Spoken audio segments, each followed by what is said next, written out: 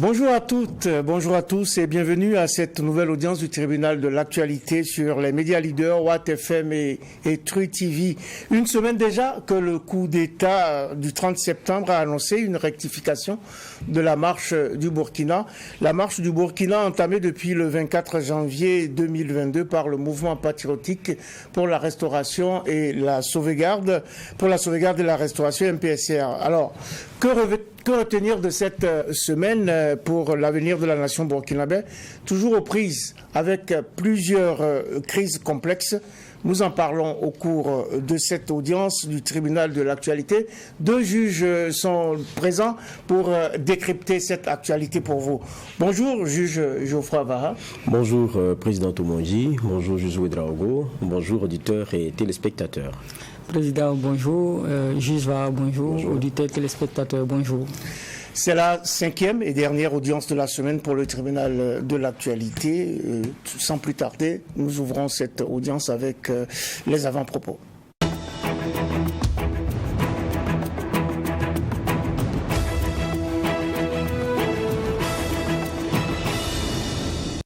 Avant-propos des juges, moment important de cette audience, juge Geoffroy Avara, quel est votre dialogue intérieur? Oui, merci président. Bon, ce qui va m'intéresser, c'est la COP 27. Il y a eu on va dire, comme ils appellent ça, un genre de négociation formelle avant cette COP-là. C'est un genre de rendez-vous qui est voulu pour parler de la question climatique. Et puis cette fois-ci, je crois que c'était en RDC, ou si ma mémoire est bonne, où la pré-COP s'est tenue. Mais moi, c'est un rendez-vous, quand je regarde, qui me fait un peu sourire. Parce que les grands de ce monde, on a l'impression que d'engagement pris, ils n'en font pas de majeur, et puis deuxièmement, ils peinent à le suivre. Alors que c'est une question centrale sur laquelle ils sont les premiers fautifs. Il faut rappeler que la COP, ça concerne l'environnement. L'environnement, c'est pour ça que pas des questions climatiques. Oui. Voilà, ils sont les premiers fautifs de ces changements-là. Parce que leur mode c'est ce sur quoi sont assis leurs économies, leurs forces de production. Ce sont évidemment pour la plupart des moyens ou comment dire, ce qu'on a d'énergie fossile, donc non régénératrice. Donc ça pollue beaucoup plus, quoi qu'on dise, l'atmosphère. Donc ils sont les premiers pollueurs, mais lorsqu'il s'agit de discussions sur le climat, de mettre dans une cagnotte parce que c'est le principe du pollueur-payeur, ce qui pourrait aider les autres pays les plus touchés par ces changements climatiques-là à pouvoir résorber leurs conséquences, on voit qu'ils sont moins enclins. Mais ils font toujours le tapage, ils sont au rendez-vous, mais quand il s'agit d'aller à des actes forts, ils ne le feront jamais. Et ils ne changent pas aussi les modèles sur lesquels leurs économies sont assis. Ils nous font miroiter la question des économies vertes et tout, mais quand vous regardez, ils n'y sont pas vraiment, parce que le cœur même de leur économie est basé sur ces énergies fossiles-là et leur utilisation. Donc, on est dans cette réalité-là. Maintenant, quand on nous prêche ça, quelquefois aussi, c'est ça le problème. Le continent africain, on est tous suivis parce que derrière, il y a des lignes budgétaires qui sont créées et tout. Oui. Donc, derrière, chacun y voit comment est-ce que, en montrant son adhésion à une dynamique nouvelle, il pourra avoir des financements. Donc, il met des entreprises et des organisations de captation de sous entre parenthèses, et puis il y a des lignes de financement qui viennent. Après, ça disparaît dans des poches. C'est ça le problème. Et tant qu'on réfléchira comme ça, on sera ceux qui vont subir de plein fouet le contre-coup de ces changements-là, et ceux qui sont les responsables premiers, on ne tapera pas du poing sur la table pour les amener, les obliger dans le concept du pollueur-payeur qu'ils appliquent même chez eux aux entreprises. On n'arrivera pas à le leur appliquer dans un espace plus grand qui est celui mondial. S'ils veulent qu'on soit responsable, il faudrait qu'on soit responsable ensemble. Parce que quand on regarde, c'est un peu la question de la course à l'arme atomique, qui est, une fois que certains ont pu y avoir accès, est ce qui les a positionnés dans le giron mondial et qui fait que on dit attention, ne le touchez pas parce qu'il a ceci, il peut utiliser ceci. On est un peu dans le même schéma avec la question du climat, des changements, et de façon responsable, comment est-ce que on sous-tend nos économies. Ils nous disent ça, ce n'est pas bon, faites comme ça, mais ils continuent de faire ainsi. Tout le monde est dans la course du pétrole, tout le monde est dans la course d'un certain nombre la production de l'énergie d'une certaine méthode, mais on prêche une toute autre méthode et nous les Africains, on a l'impression de suivre les choses les yeux fermés. Il faudrait qu'on comprenne qu'on n'est pas la même réalité. Ils ont eu leur ère industrielle basée sur des modèles qui sont bien précis, qui continuent aujourd'hui. Il faut qu'on ouvre l'œil et le bon. On sait que la question de l'énergie, lorsqu'elle est renouvelable, lorsqu'elle est verte, elle demande des investissements colossaux. Je ne dis pas que c'est ce vers quoi on ne devrait pas aller, mais je me demande, est-ce qu'on a les moyens de pouvoir y aller? Ça, c'est un. Et puis de deux, est-ce que les autres ne sont pas en train de nous gruger parce qu'ils y sont toujours? Est-ce que les autres ne sont pas en train de nous gruger parce qu'ils y sont toujours? Et il faut de l'équité dans toute cette problématique. Juge Inoussa Ouedraogo, quel est votre avant-propos du jour? Merci, Président. Je voudrais aller au Bénin, où les autorités béninoises ont mis en place un tribunal spécial pour gérer les questions foncières. Parce que c'est une question qui pollue la vie des Béninois depuis plusieurs décennies. Il y avait des difficultés à régler ces questions-là. Et donc, pour pouvoir apporter des solutions rapides et urgentes et clore définitivement c'est trop dit, mais en tout cas clore ce dossier des questions de parcelles, des questions foncières, etc. Et les autorités donc ont mis en place ce tribunal spécial-là qui va désormais s'occuper spécifiquement que de ces questions. C'est une excellente chose et ça me fait penser qu'au Burkina, nos autorités peuvent s'en inspirer pour voir dans quelle mesure mettre en place ce type de structure-là pour gérer ces mêmes questions dans notre pays, parce que tout le monde s'accorde à dire aujourd'hui que c'est une des bombes sociales que nous devons impérativement désamorcer dans les jours, mois et années à venir, parce que ça touche une grande majorité du Burkinabé et les conflits sont énormes sur la question. Et je pense que ce serait une très bonne chose de réfléchir à ce type de tribunaux-là pour gérer spécifiquement donc ces questions foncières. Vivement que les autorités burkinabées pensent à cela, cela permettra de résorber un gros problème social dans notre pays. Il faut qu'on pense à cela, en effet, puisque c'est une question qui est dans l'actualité depuis longtemps. Voyons vivement que des solutions soient trouvées à cette question. C'était les avant-propos des juges du tribunal de l'actualité sur la télévision Tru TV et en simultané sur la radio Watt FM que vous écoutez en modulation de fréquence à 100.7 FM. Derniers avant-propos d'une semaine tumultueuse et mouvementée au Burkina, avec un deuxième coup d'État en 8 mois. Et l'on attend les réajustements politico-institutionnels qui doivent désormais dessiner la perspective. Alors, je m'en vais vous demander tout d'abord ce que vous avez retenu de cette semaine. Comment vous l'avez vécu, juge Geoffroy Vara? Bon, c'est une semaine qui a commencé après un week-end très incertain.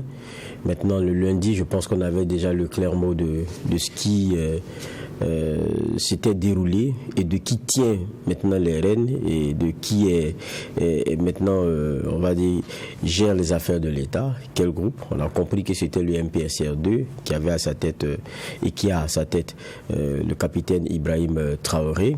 Et puis petit à petit, on a commencé à travers des communiqués, déjà la veille très tardivement, à comprendre qu'il y a une hiérarchie à qui l'on prêtait des intentions qui en fait a décidé de s'aligner donc derrière le capitaine et ses hommes. Et puis bon, on a eu plusieurs annonces maintenant pour calmer les uns et les autres, et puisque comme on connaît les rumeurs, elles se déclenchent très vite, mais pour les rattraper et essayer d'en résorber les conséquences, ça c'est une autre affaire. Donc ça, il a fallu plusieurs messages, que ce soit à Ouagadougou ou à Bobo-Dioulasso. Beaucoup de personnes continuaient de sortir, et même jusqu'à hier, il y avait encore des manifestations, chacun avec son calendrier, ses revendications interne, mais donc petit à petit les choses se sont tassées. Maintenant il y a le dimanche aussi quelque chose qui pour moi était très important, c'est de voir les secrétaires généraux des ministères échanger avec le capitaine. Pour moi c'était vers 15h, ça voulait déjà dire beaucoup de choses, et donc une administration qui devait reprendre notamment lundi, et lundi on a pu constater cette reprise là avec même c'est de la rentrée scolaire au pas forcé, parce que le contexte pour les parents d'élèves n'était pas forcément celui qui rassurait, et pourtant il y a bien bel et bien eu cette rentrée-là. Donc c'est ce constat-là qu'on a pu faire. Et puis bon, une vie qui petit à petit a commencé à reprendre. Mais à la réalité, pour parler de reprendre, faut dire que notre contexte est celui qui nous met très loin d'une réalité économique qui pourrait nous aider à nous sortir du problème dans lequel nous sommes, puisque on a une activité qui est beaucoup à genoux, ça il faut le dire de façon très claire, où les opérateurs eux-mêmes ne s'en sortent pas. Voilà l'activité économique. L'État qui est le premier demandeur de services est lui-même coincé, parce que quand vous regardez, c'est pas des moments où vous aurez des appels, comment on appelle ça, des demandes de services à l'appel, où le secrétaire général du ministère il est très prudent, parce que il n'est pas l'ordonnateur légitime d'un certain nombre d'éléments, ou ceux aussi qui avaient des marchés qui les exécutaient se demandent, mais est-ce qu'avec ce changement-là, je ne vais pas avoir des problèmes de paiement? Chacun commence à faire attention, et puis on connaît comment ça fonctionne. Il y a des ministères qui sont scindés, il y en a qui se retrouvent encore à deux, donc vous vous demandez maintenant qui est le demandeur de mon service, à qui je vais déposer ma facture. En fait, on est dans ce contexte-là, et ça fait que bon, les uns et les autres sont assis, ils regardent, ils se disent mais vers où on va, et bon, c'est ça la réalité. C'est ça la réalité. Et vous, juge Inoussa Ouedraogo, comment vous avez vécu cette folle semaine où on a enregistré ce coup d'État, donc avec des changements à venir, déjà intervenus, mais à venir aussi? Tout à fait, c'était une semaine assez difficile quand même. Parce que c'était une semaine où tout a failli basculer. On a frôlé de près le pire, c'est-à-dire le risque donc qu'il y ait affrontement entre des fractions de notre armée. Heureusement que très rapidement des légitimités sociales se sont mises en branle et ont permis donc un dialogue qui nous a permis donc de sauver l'essentiel. Je retiens aussi que le peuple burkinabé a renoué avec la rue pour manifester son mécontentement par rapport à un certain nombre de choses, ou pour manifester sa joie par rapport donc à un certain nombre de choses qui sont intervenues donc au cours de cette semaine-là. Que ce soit à Ouagadougou, à Bobo-Dioulasso, à Kaya, à Waïguia, à Kungoussi et dans plusieurs autres localités, les gens sont sortis pour non seulement dire qu'ils étaient d'accord avec Ibrahima Traoré, et d'autres également sont sortis pour s'insurger contre la présence française. D'autres sont sortis pour dire qu'ils réclamaient la Russie au Burkina.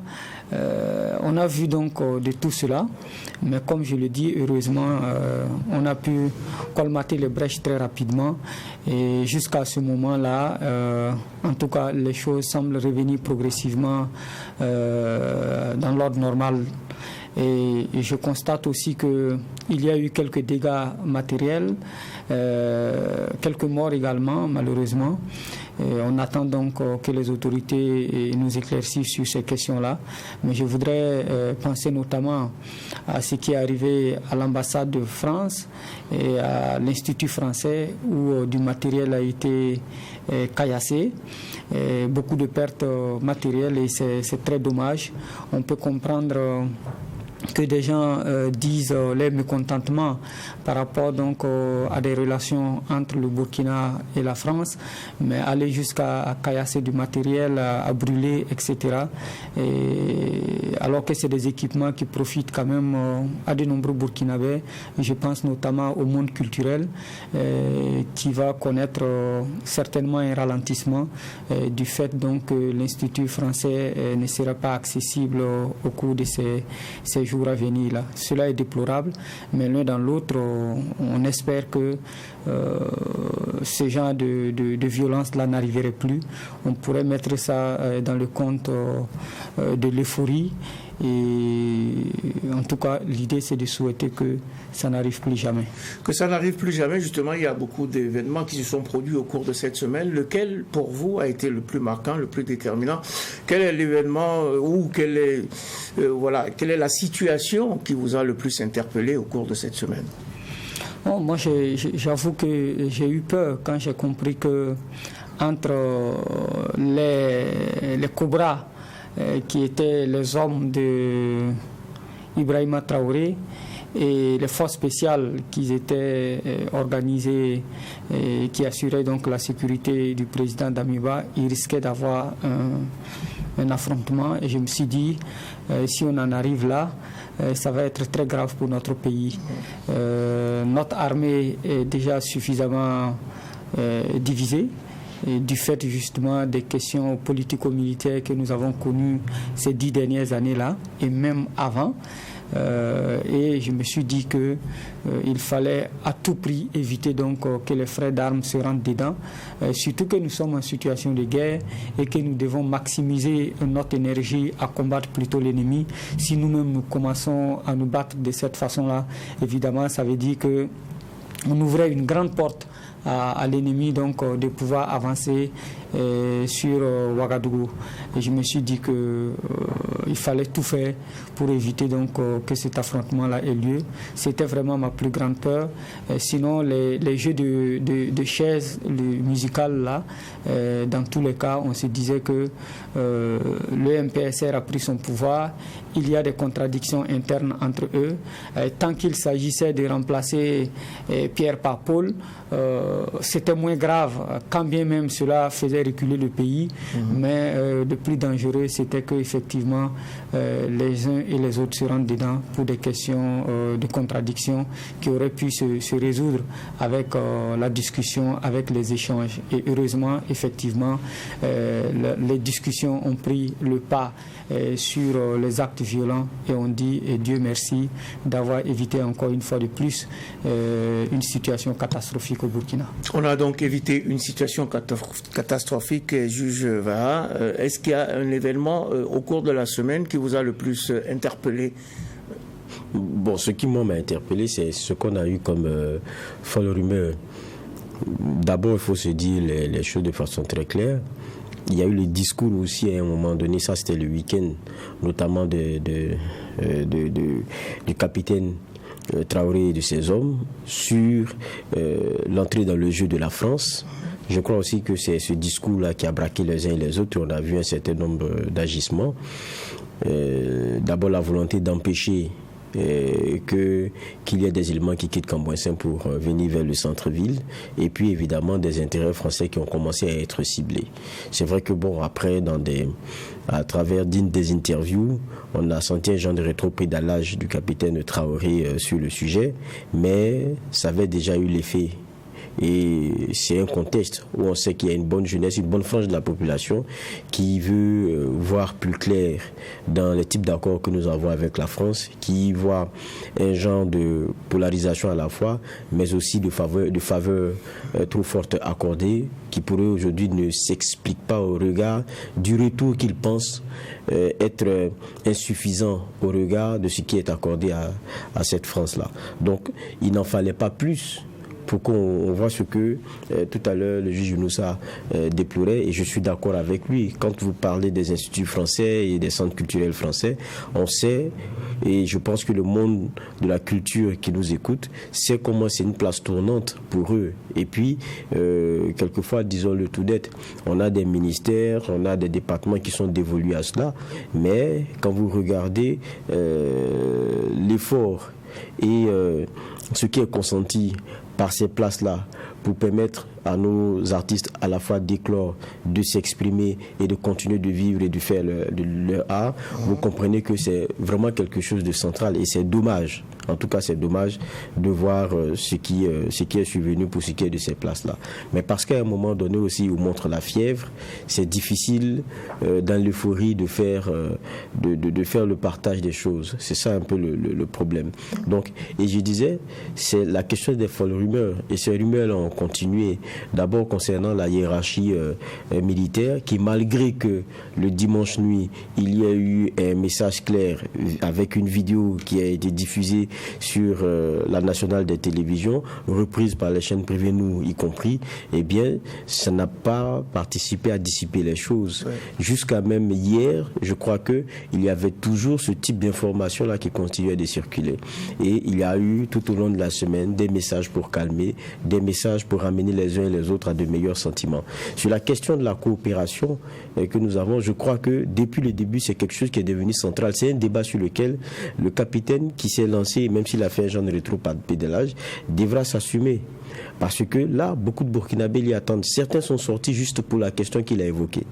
Donc, à partir du moment où vous l'avez mis sur la table, à un moment donné, il faudrait qu'on sente quelle est la posture réelle du Burkina là-dessus, avec qui il va et comment. C'est bien de dire on va avec tout le monde. Ça, on l'a déjà entendu avec Damiba.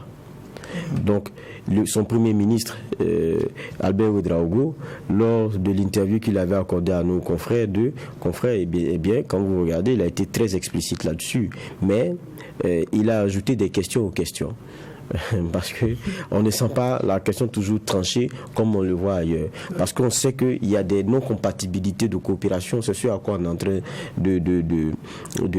d'assister avec un genre de monopolisme américano-occidental qui pense se préciser, et puis la dualité par exemple russe qui ne voit pas de compatibilité possible. Vous êtes avec l'un, vous n'êtes plus avec nous, et donc ça fait que c'est difficile de croire en quelqu'un qui dit on va avec tout le monde, alors qu'on sait les conséquences que cela a. Regardez le Mali. Dès que vous avez une coopération, même si vous officialisez que c'est avec la Russie seule, on y voit déjà forcément des mercenaires. On dit que vous commencez à collaborer avec des sociétés privées et militaires, ça devient un problème. Est-ce que le Burkina craint de se retrouver dans cette situation? Si on craint de se retrouver dans cette situation aussi, on s'assume. Parce que il y a à côté, j'ai dit, le Niger aussi qui fait d'une certaine façon. Ça peut être critiqué, ça peut être, mais c'est assumé. Donc aujourd'hui, on ne peut pas dire qu'on est dans toutes les coopérations, à toutes les sauces, c'est un peu compliqué. Maintenant aussi, c'est vrai que nos voisins, quand on regarde, on pourrait aussi voir qu'est-ce qui est possible avec eux. Maintenant, c'est clair que quand vous allez vers le Mali, par ricochet, vous allez avec la Russie, ça sera difficile de continuer de coopérer avec d'autres. Mais c'est ça aussi, je pense que le débat de fond qui est en train d'être posé, et je crois qu'on devient central dans ce débat-là. Quand la France a perdu déjà le Mali comme on l'a aujourd'hui, la Centrafrique, quand on regarde ce qui est en train de se passer, c'est pas se cloisonner au Niger qui est l'ambition française. Non, ils veulent plus. Mais maintenant, ils peuvent vouloir plus, mais ça doit maintenant se négocier parce que le contexte n'est plus le même. S'ils perdent le Burkina, ça sera vraiment difficile pour eux. Mais il faudrait, et c'est ça que le message du Burkinabé aujourd'hui, le Burkina n'est plus à la France, le Burkina est un pays indépendant. Il ne s'agit pas de perdre ou de gagner, c'est comment est-ce qu'on compose maintenant avec le Burkina sur un chapitre qui est très important pour lui, c'est la question sécuritaire. Comment est-ce qu'on renégocie les choses pour qu'on soit assez libre, nous, dans nos choix avec eux et dans nos choix avec les autres en toute indépendance.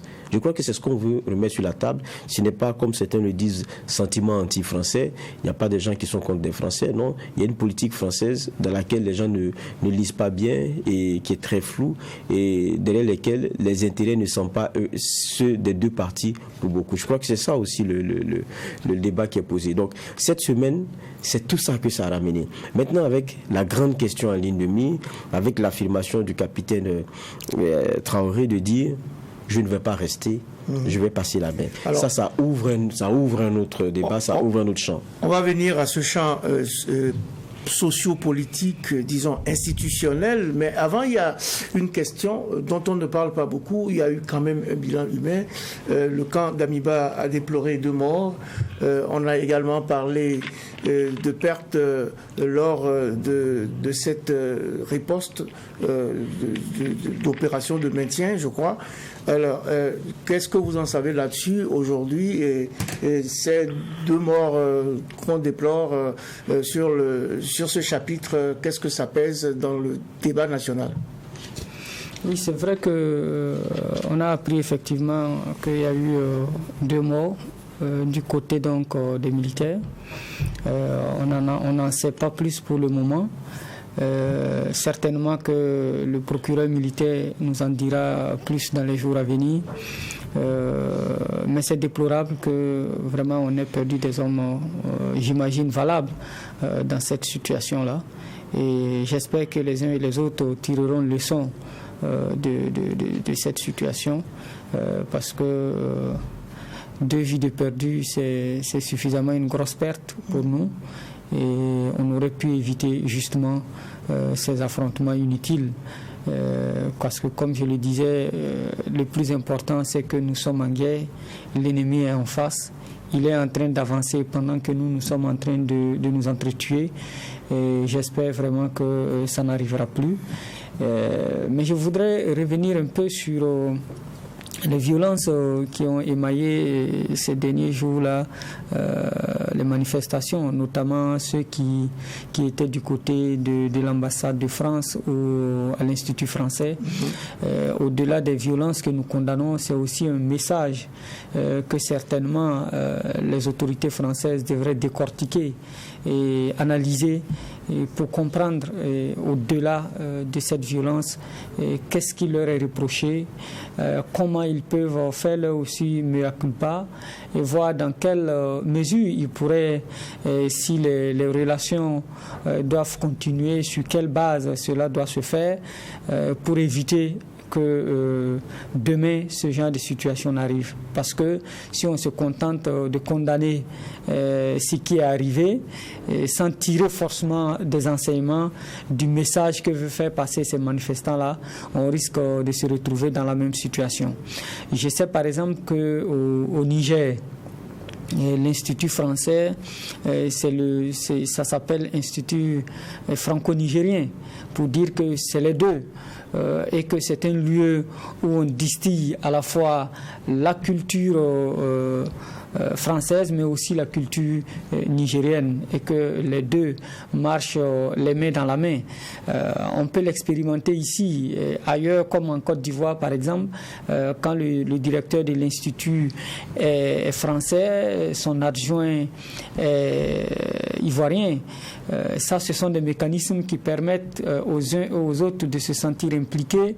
Vous voulez vous dire que ce n'est pas le cas ici au Burkina. De toute façon, au niveau de l'Institut français à Ouagadougou et à Bobo-Dioulasso, on distille aussi la culture de Burkina. Tout à fait, c'est fait. Seulement, c'est peut-être pas connu. Ceux qui sont allés attaquer ces lieux où des Burkinabés travaillent, et qui est d'abord mis à la disposition quand même des Burkinabés aussi, parce que nous lisons tous dans cet institut-là qui est très bien fourni.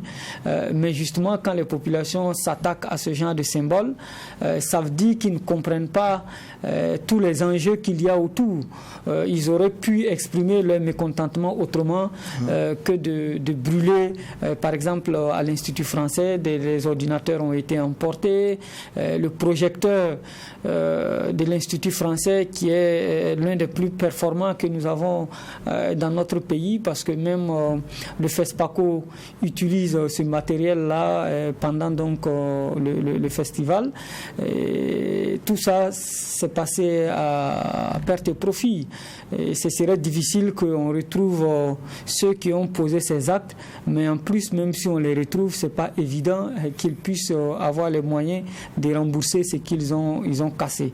Donc pour moi, c'est de profiter, toute crise étant une opportunité, c'est de profiter de ce message, certes violent et condamnable, de certains manifestants, pour tirer les meilleurs enseignements afin que plus jamais cela n'arrive, et que surtout, si demain il y a des contradictions entre des autorités françaises et burkinabés, comme on l'a vu dans le cadre de cette crise-là, qu'ils ne viennent à l'esprit de personne de vouloir détruire, parce que ce n'est pas ça les relations entre la France et le Burkina. Quand bien même nous ne sommes pas d'accord sur un certain nombre de choses, je pense que dans la discussion, on peut démontrer qu'on n'est pas d'accord avec cette France paternaliste, on n'est pas d'accord avec cette France France qu'on accuse de néocolonie. On peut ne pas être d'accord sur leur politique, les accords qui nous lient, mais il nous appartient surtout de demander des comptes aussi à ceux qui nous dirigent, à ceux que nous avons élus pour nous diriger, et de leur dire nous ne voulons plus de ce type de coopération entre vous et la France, nous voulons tel autre type de coopération avec tel autre pays là. On peut le dire avec des arguments sans avoir besoin d'en arriver là. Et je voudrais terminer en disant que c'est l'occasion dans ce débat où le peuple a tendance à aller vers la Russie, ou une partie du peuple, disons, a tendance à aller vers la Russie, et d'autres estiment qu'il faut rester avec la France. Dans ce débat, je pense qu'il serait intéressant que tous nos experts en relations internationales, que nos anciens chercheurs, que nos anciens diplomates qui sont organisés en association puissent contribuer à éclairer nos populations et à éclairer aussi nos dirigeants, afin donc qu'on puisse faire le meilleur choix pour le Burkina. Sinon, ce n'est pas évident parce que ce n'est pas forcément des débats de rue, ce n'est pas forcément aussi des décisions qu'on doit laisser entre les mains de quelques dirigeants, fut-il super intelligents. C'est bien que ce soit un débat que s'approprie l'ensemble des acteurs qui interviennent dans le monde diplomatique pour faire en sorte d'éclairer la lanterne des journalistes que nous sommes, des populations, des dirigeants également, afin qu'on fasse les meilleurs choix pour notre pays. Il faut faire les meilleurs choix. Nous sommes sur le tribunal de l'actualité. Nous radiographions, nous revisitons cette semaine qui s'achève au Burkina. Une semaine difficile, tumultueuse, justement autour de la question sécuritaire, puisque c'est notre préoccupation première. Cette semaine, comment elle s'est passée sur ce plan-là? On semble avoir une sorte d'accalmie, juge Geoffroy. Oui, on a l'impression que l'ennemi lui-même est surpris de nous voir en train de nous battre. Ils disent, bon, est-ce qu'on ne va pas attendre que cela finisse entre eux? Maintenant, ce qui va suivre là, nous va venir terminer. Je caricature, mais oui. Je pense que c'est ça aussi la réalité. C'est-à-dire, à un moment donné, ils sont surpris, puis ils nous regardent et se disent, mais attends, on dirait que eux là-même n'ont pas fini de se battre entre eux. Oui, c'est ça la réalité. On était le vrai combat depuis vendredi dernier jusqu'à lundi et maintenant. Le vrai combat, il a été très loin du front. Le vrai combat, il a été pour Kosiam. Le vrai combat, il a été pour que Damiba parte. Le vrai combat, il a été entre nous tout ce temps. Ça, c'est ce à quoi la triste réalité nous ramène. Mais ça veut dire quoi? Ça veut dire qu'il y a des interrogations qui restent profondes. On ne nous disait pas la vérité. Parce que l'armée elle-même vient nous dire que ça ne va pas. Donc ça n'allait pas. On nous disait non, ne vous inquiétez pas, on est unis. Je me rappelle du discours de Damiba. Il a donné la photographie de ce qu'il est venu trouver. Une armée qui n'avait pas confiance en elle-même. Une armée qui était divisée. C'était le 4 septembre. C'était le 4 septembre. C'est ce qu'il nous disait le 4 septembre sur ce qu'il est venu trouver le 23-24 janvier. Mais qu'il a travaillé à ressouder tout ça. Il a travaillé à résorber les tensions. Mais il a travaillé à tellement les résorber, à tellement colmater tout ça, que lui-même il a été surpris que ça n'a pas pris, il est parti. Parce que ce n'était pas le bon médecin. Mais est-ce que nous avons aujourd'hui le bon médecin? Je pense que le vrai médecin du Burkina, c'est lui-même. C'est qui aura la capacité à fédérer toutes ces énergies-là dans une sincère collaboration.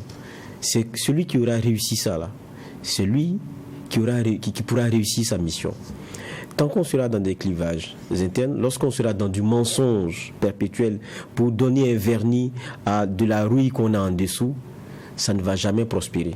C'est ça pour moi aussi la réalité. À un moment donné, il y avait des gens qui ne nous disaient pas ce que nous voyons, ce que nous vivons, parce que c'est notre maladie. L'insécurité, c'est la maladie de tous les Burkinabés. Et je dis toujours, un médecin, quel que soit ce qu'il est, il ne peut pas venir vous dire c'est ici vous avez mal. Il vous demande d'abord où est-ce que vous avez mal, comment est-ce que vous vous sentez, comment vous sentez ceci. Et même quand il est en train d'administrer, un remède un remède en quoi il a confiance. Oui. Il vient vers toujours le malade pour demander est-ce que tu te sens mieux, qu'est-ce que ça te fait, est-ce qu'il n'y a pas des effets indésirables. C'est comme ça un bon médecin. C'est pas quelqu'un qui vient de façon péremptoire te dit tu es guéri.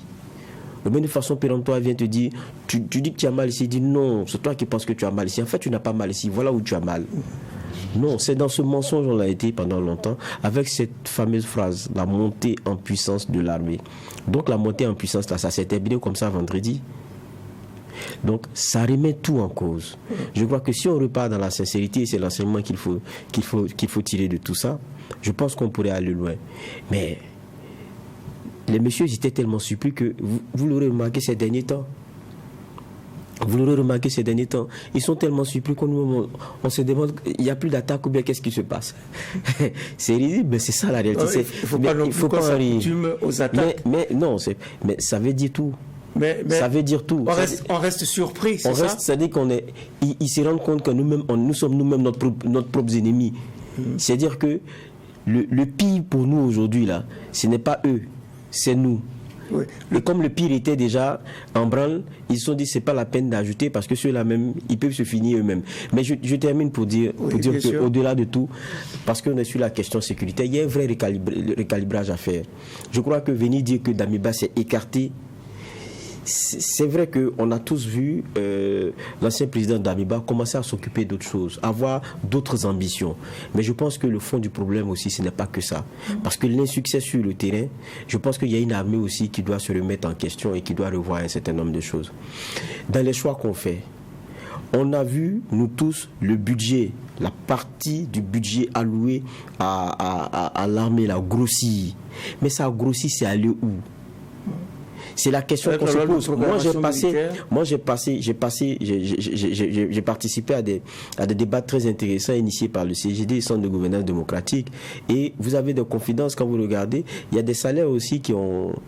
C'est-à-dire quand vous regardez, il y a une bonne partie qui entre dans la masse salariale. Donc quand vous regardez ça, je ne pense pas que ce soit le soldat au front qui se retrouve bien nanti, qui bénéficie le plus de cela, je ne crois pas.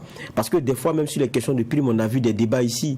Donc si lui-même, il en est à poser des problèmes sur ces traitements de bus sous Kaboré, alors qu'on a gonflé la partie du budget qui est alloué au combat et à la sécurité, donc il y a des questions à se poser. Quand le capitaine Traoré lui-même vient parler d'un embourgeoisement de l'armée, je le dis encore, ce n'est pas celui qui est au front qui va s'embourgeoiser, il n'a que faire d'un whisky. Les buveurs de whisky, on les connaît, et on connaît où ils boivent le whisky, c'est en pleine capitale, et c'est dégradé. Donc il faut recadrer les choses, il faut revoir les choses. Et je le dis encore, on a eu les témoignages des rescapés de Gaskindé qui disent que ceux qui étaient dans le convoi avec eux ont été braves. C'était des jeunes, quand ils les regardaient, il y en avait qui avaient le visage de gamin, mais ils sont restés braves. Ils ont gardé la poitrine devant l'ennemi et ils ont géré les civils, leur disant... mettez-vous à terre. Après, sachant que la puissance de feu était très forte et pour certains impuissants, ils ont organisé la retraite. Ils n'ont pas fui. Ils ont organisé la retraite avec les civils qu'ils ont sécurisés derrière.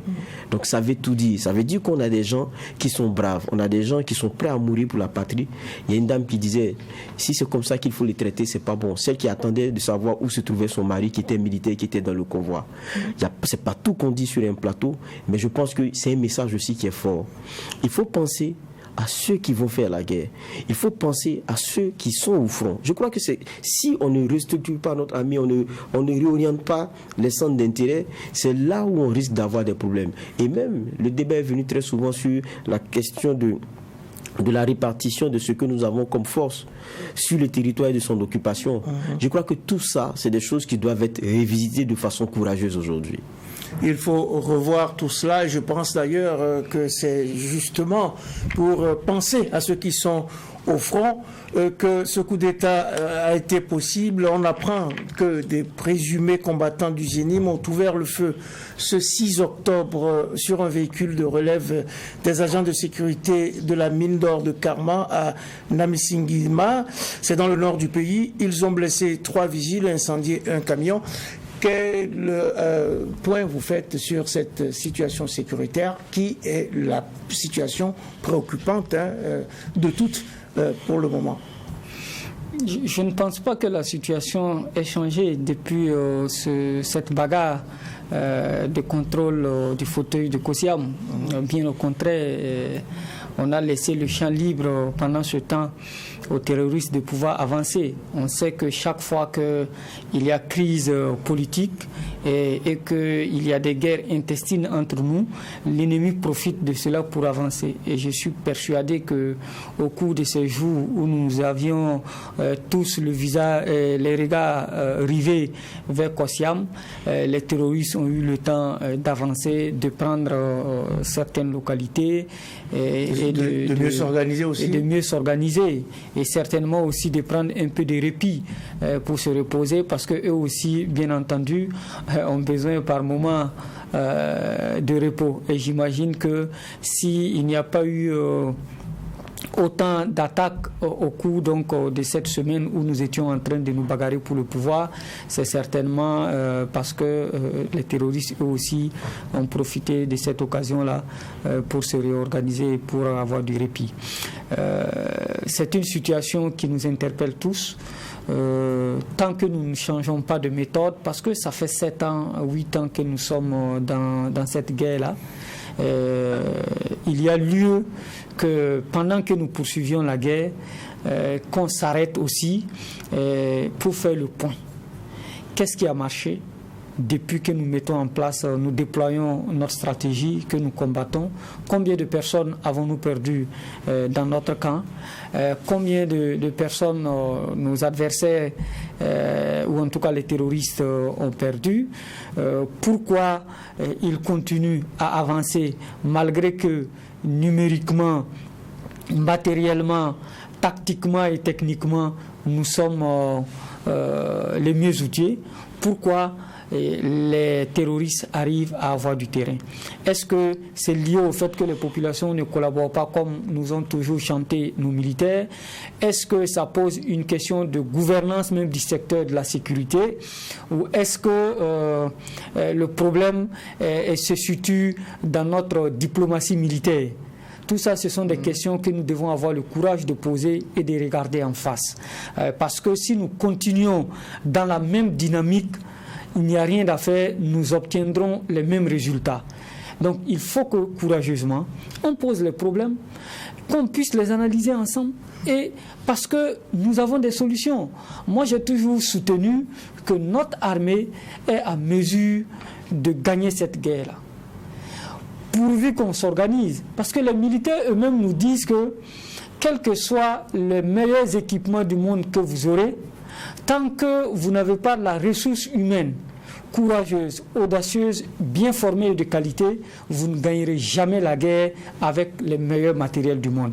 On l'a vu ailleurs, que ce soit au Vietnam, que ce soit en Syrie, que ce soit en Afghanistan. On a vu des forces puissantes, organisées, comme la France, les États-Unis, l'Angleterre, connaître des insuccès, connaître des échecs. Ça veut dire donc que ce n'est pas que le matériel qui fait la guerre, il y a aussi les hommes. Nous avons les hommes, il faut les organiser, il faut les structurer et il faut engager toute l'armée, vraiment toute l'armée, dans toutes ses composantes dans cette guerre-là. Parce qu'on l'a toujours dit et on insiste là-dessus, ce n'est qu'une partie de notre armée qui fait la guerre. Ce n'est que des soldats et des sous-officiers qui font la guerre. Les officiers eux-mêmes qui constituent la tête ne sont pas fortement impliqués dans cette guerre-là. Est-ce que c'est de leur faute? Est-ce que c'est la hiérarchie qui les déploie pas? Est-ce que c'est parce qu'ils refusent eux-mêmes d'aller au combat? En tout cas, on n'en sait pas plus, mais il appartient aux nouvelles autorités d'engager l'ensemble de ces troupes-là sur le front du combat. Et on l'a toujours dit, il y a des complicités au niveau des Burkinabés qui doivent s'arrêter. Et là aussi, la justice a un rôle éminemment important à jouer, mais il faut aussi mettre les moyens à la disposition de cette justice-là pour qu'elle puisse traquer les acteurs de l'ombre qui contribuent donc à apporter du soutien en termes d'information, en termes de nourriture, en termes de matériel, etc., à tous ces djihadistes qui nous combattent. Parce que finalement, il y a des questions que les Burkinabés ont toujours posées et qui demeurent sans réponse. Qui finance les terroristes? Comment gagnent-ils leurs armes? Pourquoi n'arrivons-nous pas à nous organiser pour réussir à les bouter hors de nos pays, hors de nos frontières? Bon, c'est des questions qui demeurent posées et qui sont restées sans réponse au cours de ces dernières années. Et quand on regarde enfin le budget qui a été alloué, Jules va revenir là-dessus, on tombe des nues. Est-ce que c'est toujours insuffisant ou est-ce que c'est parce que c'est mal géré? Tout ça, c'est des questions qui sont restées sans réponse. Et enfin, les rapports Inatan, Solhan, il n'y a toujours rien. Donc il y a la nécessité d'une transparence et de la vérité vis-à-vis des Burkinabés qui attendent des réponses. Transparence et vérité vis-à-vis des Burkinabés. Il faut qu'on sache ce qui s'est passé pour pouvoir tresser une nouvelle corde à l'ancienne. Pendant de cette situation sécuritaire, c'est la situation humanitaire, et notamment Djibo, qui a suscité beaucoup de réactions et d'actions d'ailleurs ces derniers temps. C'est le chef-lieu de la province du Soum. Djibo est sous le blocus de groupes armés terroristes depuis plusieurs semaines. Les ponts qui mènent à la ville ont été détruits, les routes sont minées, des embuscades sont placées sur toutes les issues. Alors il y a 300 000 habitants qui manquent de tout à Djibo aujourd'hui, et on a eu un ravitaillement aérien puisque Gaskende a justement été le point d'ancrage d'un ravitaillement qui n'a pas pu prospérer. Finalement, on a eu un ravitaillement le 4 octobre dernier par l'armée burkinabé, mais la situation reste préoccupante. Oui, la situation reste préoccupante pour Djibo. Maintenant, on a eu un genre de bol d'air avec un ravitaillement qui a eu lieu il y a juste quelques jours.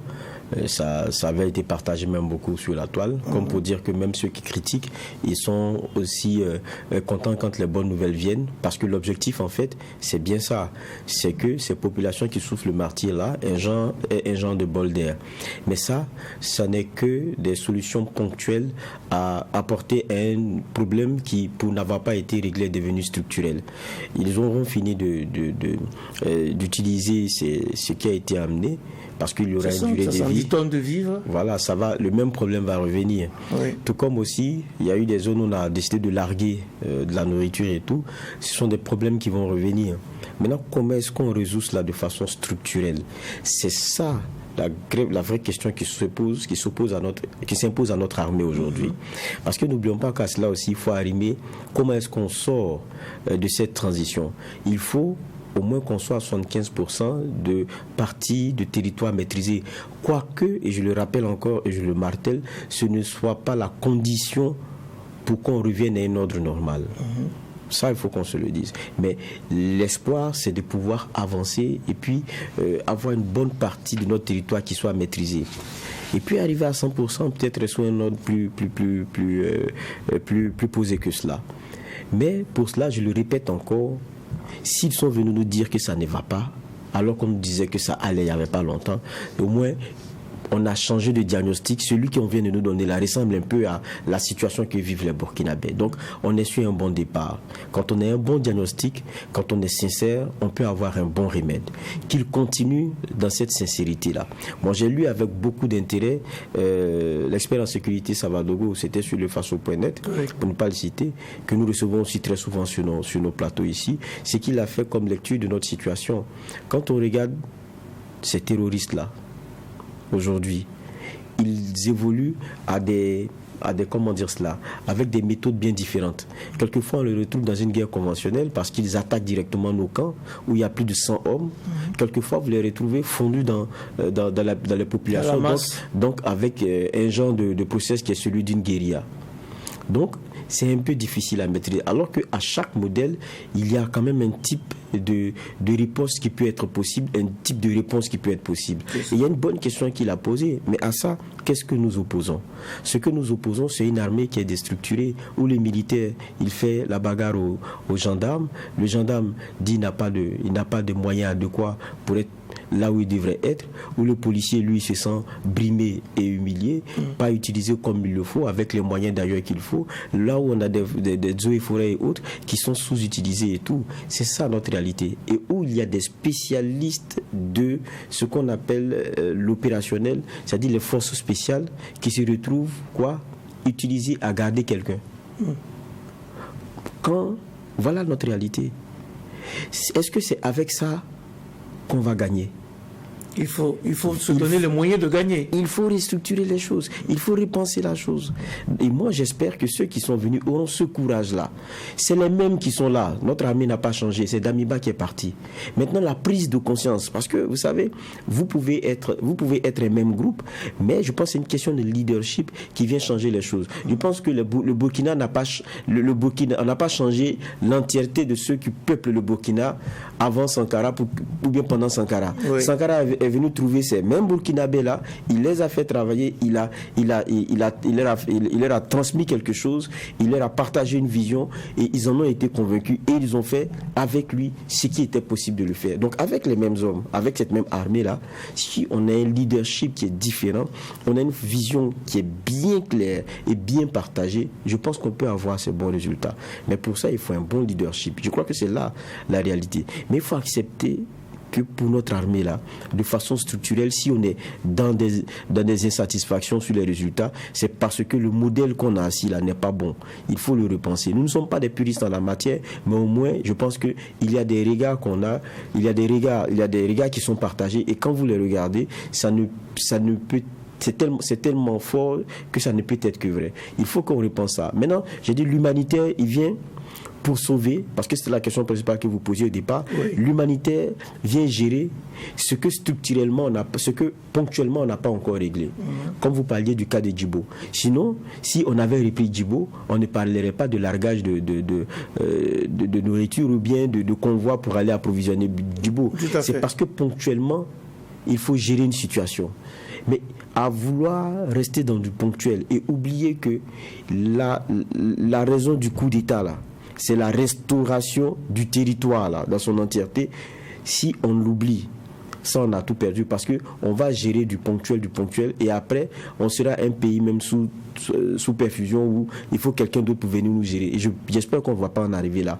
Il faudrait que maintenant là, on quitte dans le discours de non, si on donne les zones qu'on a eu à reprendre, les gens vont...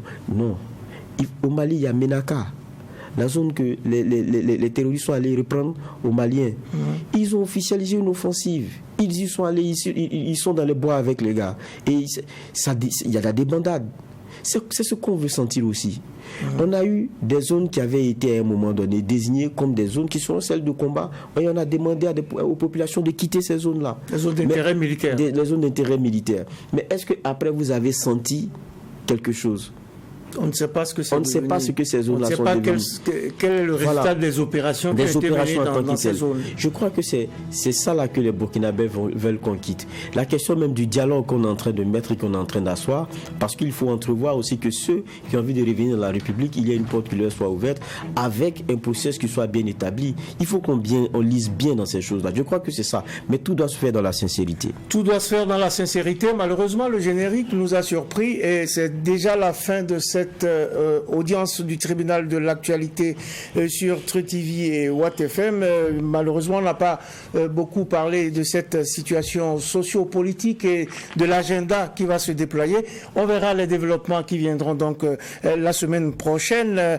Merci à toutes les équipes techniques de Watt FM et Tru TV qui se sont mobilisées toute la semaine pour nous accompagner et vous permettre de nous suivre. Merci au juge qui scrute l'actualité pour vous chaque jour. Bernard Bougman n'est pas là, mais on le remercie pour sa présence à ce tribunal toute cette semaine. Geoffroy Vara, merci. Merci à vous. Merci aux téléspectateurs. Merci également, juge Inoussa Ouedraogo. Merci, président. Et merci à vous tous, auditeurs de Watt FM. Merci aux téléspectateurs de Tru TV. Le tribunal de l'actualité vous revient la semaine prochaine avec un maillet toujours aussi précis, incisif et sans complaisance.